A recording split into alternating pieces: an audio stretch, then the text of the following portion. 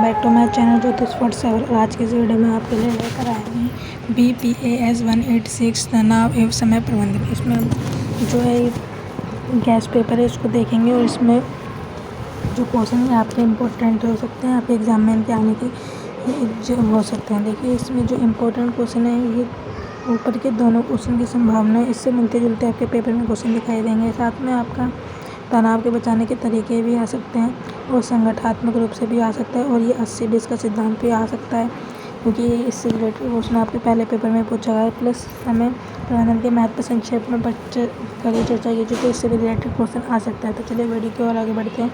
आगे बढ़ने से पहले हम आपसे ये बोलेंगे कि अगर आपको हमारी वीडियो समझ में आती है, आपको इसमें कुछ भी समझ में आती है जिससे आपके पेपर में वेरी हेल्पफुल हो सकती है, तो प्लीज़ हमारे चैनल को सब्सक्राइब कर दीजिएगा। तो चलिए वीडियो की ओर बढ़ते हैं।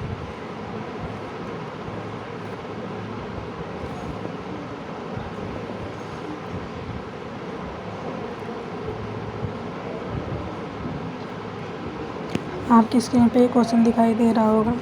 पहला क्वेश्चन देखिए ये रहा, तनाव की प्रकृति और अवधारणा और स्रोतों पर चर्चा कीजिए। इससे क्वेश्चन आया होगा कि पहले आपने क्या बताना है कि तनाव क्या होता है, उसके बारे में आपने बताना है कि तनाव क्या होता है, ठीक है, उसके बारे में आपने बताना है। और तनाव आज के युग में किस तरह से, फिर आपने तनाव की प्रकृति के बारे में बताना है। जो तनाव की प्रकृति में देखिए आपने पहले क्या, नैतिक तनाव आ गया, भावनात्मक तनाव, शारीरिक तनाव, सामाजिक तनाव, ये 4 पॉइंट्स आते हैं, ठीक है। भावनात्मक तनाव में वो चिंता निराशा का जो अनुभव होता है। शारीरिक तनाव में पेट में वो दर्द होना, मांसपेशियों का सिकुड़ना, ऐसे सिर दर्द होना, ये सब आता है। सामाजिक में जो समाज के रिलेटेड आती है। और नैतिकता यानी कि नैतिकता एक पॉजिटिव उसमें आता है, तो उसमें आता है। फिर आती है तनाव की अवधारणा क्या होती है। तनाव की अवधारणा में आपने लिखना है थोड़ा सा उससे, ठीक है। फिर आपने क्या करना है, तनाव के स्रोतों पर चर्चा कीजिए। आगे बताते हैं आपको, एक सेकेंड। देखिए तनाव के स्रोतों पर चर्चा कीजिए, तो पहला मानसिक आ गया, भावनात्मक, शारीरिक, ठीक है। ये इसमें 3 पॉइंट्स दे रखे हैं, आपने इन पर फिर बताना है, ठीक है। तो ये आप बड़ी आसानी से कर लेंगे, ज़्यादा इसमें कोई दिक्कत नहीं है। मानसिक तनाव होता है तनाव जो मन को दुख और असंतुष्ट बना देता है, ठीक है, उसे मानसिक तनाव बोलते हैं। भावनात्मक और तनाव जिनसे चिंता, निराशा, दुख, ठीक है, होता है। फिर शारीरिक तनाव में मैंने आपने बताया कि पेट में दर्द होना, सिर दर्द होना, ठीक है, ये सारे इसमें मांसपेशियों को ढीला होना, ये सब आता है। ये तनाव की जो होता है स्रोत में आ जाते हैं ये सारे पॉइंट्स, ठीक है। फिर आता है समय प्रबंधन के दृष्टिकोण पर परीक्षण कीजिए, यानी टाइम मैनेजमेंट से रिलेटेड। तो लक्ष्य सेट करना, पहले आपने लक्ष्य सेट करेंगे तो आप किसी चीज़ को पा सकते हैं। फिर आता है प्राथमिकता देना, यानी कि जो काम इम्पोर्टेंट है उसको पहले रखना, और फिर जो ज़्यादा कम इम्पोर्टेंट है उसको बाद में रखना, प्राथमिकता के आधार पर, ठीक है। फिर आता है विश्वास करना। अगर आपने खुद पर विश्वास नहीं होता, आप कभी भी कुछ नहीं पा सकते, इसलिए पहला ही क्या होता है, अपने ऊपर ही विश्वास होना चाहिए, ठीक है। फिर आता है योजना बनाना, प्लानिंग के अनुसार करेंगे तो आपका वेरी गुड काम जाएगा। फिर समय उपयोग करने की योजना बनाना, कि टाइम मैनेजमेंट कैसे करेंगे, टू डू लिस्ट के अनुसार आप भी कर सकते हैं। टू डू लिस्ट क्या होती है, एक तरह का टाइम टेबल ही होता है, ठीक है ना। आगे बढ़ते हैं।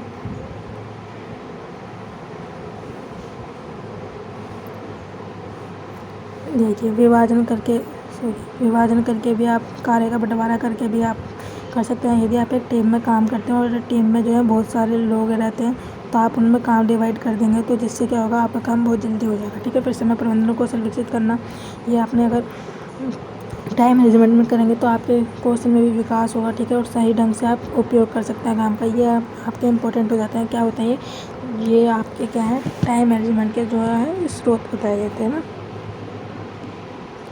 एक सेकेंड। प्रशिक्षण और दृष्टिकोण में इसके स्रोत में ही आप लिख सकते हैं, ठीक है। फिर इसने बताया है कि तनाव प्रबंधन का अनुकूलन स्ट्रॉन्ग पॉइंट क्या होता है, ये इंपॉर्टेंट नहीं है तो हम इस वीडियो में इसको नहीं लेंगे। अगर इससे रिलेटेड क्वेश्चन आता है तो थकान, सहनशीलता ये महसूस होती है इसमें, ठीक है। आगे बढ़ते हैं।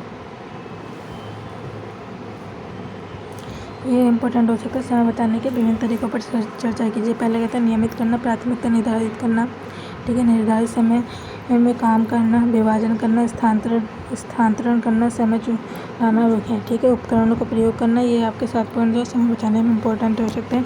पहला होता है नियमित करना, यानी कि समय बचाने का महत्वपूर्ण तरीका नियमित होता है। नियमित के अनुसार अगर आप कोई भी काम करते हैं तो आप अगर किसी अकॉर्डिंग टाइम टेबल के अनुसार करेंगे तो आज पहले ये काम करना, फिर ये काम, अगर नियमित अनुसार करेंगे तो आपका काम समय बचेगा और आपका काम जल्दी होगा। फिर प्राथमिकता निर्धारित करनी है, पहला काम कौन सा ज़रूरी है उसको करना, फिर बाद में अहम काम। ठीक है, निर्धारित समय में काम करना, यानी कि अगर किसी काम को 1 घंटे में करना है तो उसे 1 ही घंटे में करें, ज़्यादा समय ना लें उसमें। ठीक है, अधिक समय का उसमें यूज़ ना करना। ठीक है, विभाजन करना, कार्य का बंटवारा करके। ठीक है, स्थानांतरण करना, यानी कि आप जैसे यहाँ पे एग्जाम्पल के तौर पर ट्रैफिक जाम से बचने के लिए सार्वजनिक परिवहनों का उपयोग भी कर सकते हैं। ठीक है, समय चुराना रोकें, व्यक्तियों को समय चुराने वाले कार्यों से बचना चाहिए, यानी कि जो समाचार देखना, सोशल मीडिया उपयोग करना, इन सब से बचना चाहिए जिसमें आपका टाइम वेस्ट ना हो। उपकरणों का प्रयोग करके भी आप टाइम मैनेजमेंट कर सकते हैं, टू डू लिस्ट बना के भी आप उपयोग कर सकते हैं। तो ये क्या है, समय प्रबंधन के तरीके हैं। फिर आता है संगठन के लिए प्राथमिक स्तर पर तनाव निवारक प्रबंधनों का तरीके से जांच करना। ठीक है,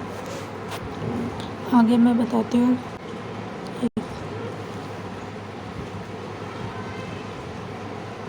देखिए, संगठन के प्राथमिक स्तर पर तनाव निवारक के लिए इसमें क्या योजना बनाकर आप कर सकते हैं।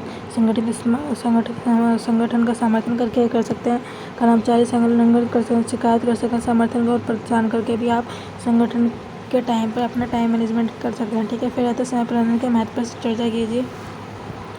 तो आगे बढ़ते हैं। देखिए, समय प्रबंधन के महत्व पर चर्चा करनी है तो पहले उत्पादकता और कार्य क्षमता।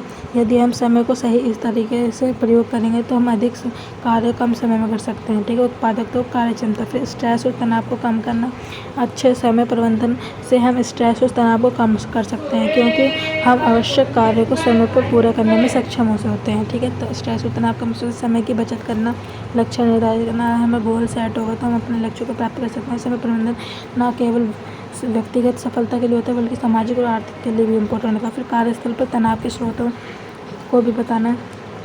जो कार्यस्थल पर होता है तो काम के दबाव होता है, कर्मचारियों का समय का अभाव होता है। अगर उन्हें टाइम का कुछ पता ही नहीं होगा कि तो वो बैठे रहेंगे, आराम करते रहेंगे, जिसके कारण उनका टाइम निकल जाएगा और उन्हें फिर कर्मचारियों को सुनना पड़ता है। ठीक है, फिर संगठन अगर कंपनी में कोई भी चेंज होता है तो उसका जो प्रभाव है वो कर्मचारी के ऊपर भी पड़ता है। संघर्षित संबंध बनाना। ठीक है, यानी काम के समय विभिन्न धार्मिक, सांस्कृतिक और व्यक्तिगत मूल्यों के बीच संघर्ष होने पर भी कर्मचारियों को तनाव का सामना करना पड़ता है। फिर संघर्षों में कठिनाइयाँ होना। ठीक है, बेहतर संबंध न होना, अवस्थित संबंध और अनुसूचित संबंधों के कारण भी कर्मचारियों को तनाव का वो फेस करना पड़ता है। ठीक है ना, तो ये आपने समझ में आगे बढ़ते हैं।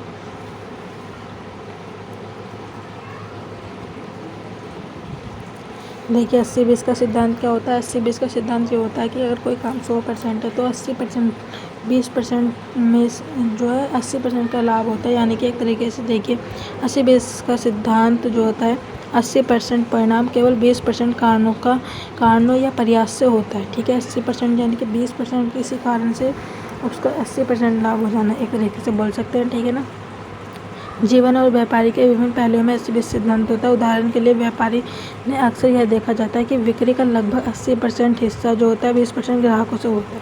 20% ग्राहकों से 80% हिस्सा मिलता है। ठीक है ना, लाभ ये लगभग 80% हिस्सा 20% आबादी है सबसे सेवाओं का होता है। यानी कि 20% जो व्यक्ति हैं उनसे क्या हमें लाभ होता है 80% जितना, तो वो बताएगा 80-20 का सिद्धांत। फिर प्राथमिकता निर्धारित करने की आवश्यकता, यानी कोई कौन सा काम पहले करना है वही सब इसमें वो आप कर सकते हैं। आगे बढ़ते हैं। बस आप 10 ही क्वेश्चन थे इस वीडियो में। अगर आपको हमारी वीडियो पसंद आई होगी तो प्लीज़ हमारी वीडियो को सब्सक्राइब कीजिएगा और चैनल को लाइक कर दीजिएगा। Thanks for watching. धन्यवाद।